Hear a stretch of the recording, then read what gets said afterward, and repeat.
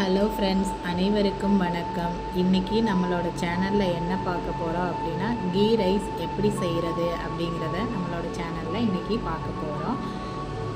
அதுக்கு அடிகனமான ஒரு குக்கர் எடுத்துக்கோங்க. அந்த குக்கர் சூடானதும் 2 ஸ்பூன் நெய், 1 ஸ்பூன் ஆயில் சேர்த்து நம்ம இப்போ கீ ரைஸ் செய்ய போகிறோம். ஆயிலும் நெய்யும் ஹீட் ஆனதுக்கப்புறம் பட்டை, கிராம்பு, ஏலக்காய், கொஞ்சம் பெருஞ்சீரகம் போட்டு பொரிய விடுறோம்.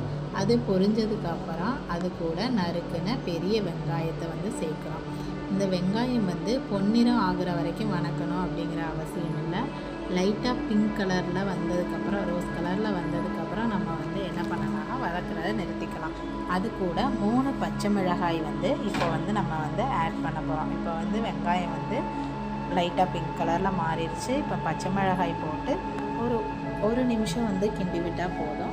அது கூட ஒரு தக்காளியை சின்னதாக கட் பண்ணாமல் பெருசாக கட் பண்ணி போடணும்.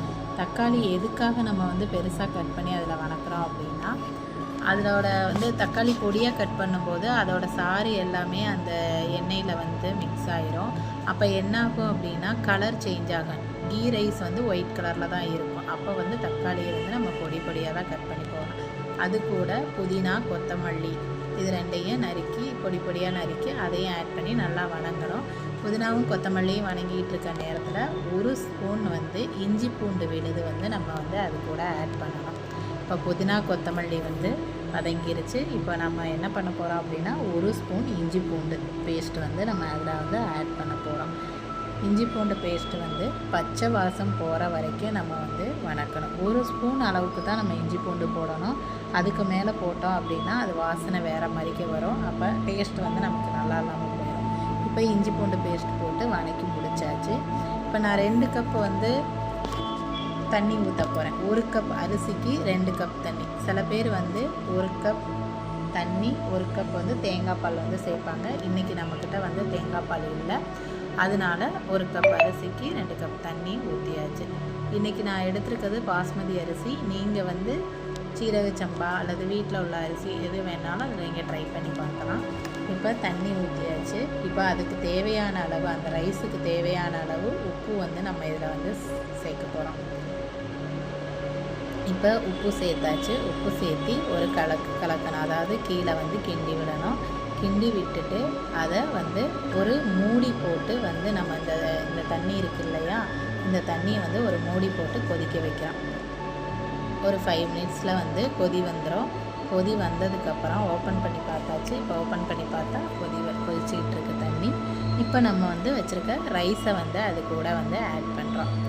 ரைஸை ஆட் பண்ணி இப்போ எல்லாத்தையும் ஒன்றா நம்ம மிக்ஸ் பண்ணுறோம்.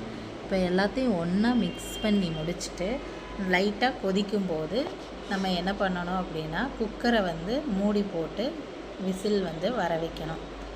நல்லா கிண்டி விட்டுருங்க. அடியில் ஏதாவது பிடிச்சிட போகுது. அதனால் ஒரு கிண்டி விட்டுட்டு குக்கரை மூடி போட்டு 3 விசில் வைக்கணும். இப்போ 3 விசில் குக்கர் ஆஃப் பண்ணியாச்சு. இப்போ ஒரு நிமிஷம் கழித்து இப்போ குக்கரை ஓப்பன் பண்ணி நம்ம பார்க்க போகிறோம். நமக்கு இப்போ கீ ரைஸ் எப்படி வந்திருக்கு அப்படிங்கிறது இப்போ ஓப்பன் பண்ணி பார்க்கும்போது தெரியும். இப்போ பார்த்திங்கன்னா கீ ரைஸ் நல்லா உதிரியாக நமக்கு வந்திருக்கு. அதை எடுத்து பார்க்கணும். கீழே அடி பிடிக்கலை. நல்லா உதிரியாக சூப்பரான சுவையான கீ ரைஸ் நெய் சோறு நமக்கு கிடச்சிருச்சு. இப்போ ஒரு ஹாட் பேக் எடுத்து அந்த ஹாட் பாக்ஸில்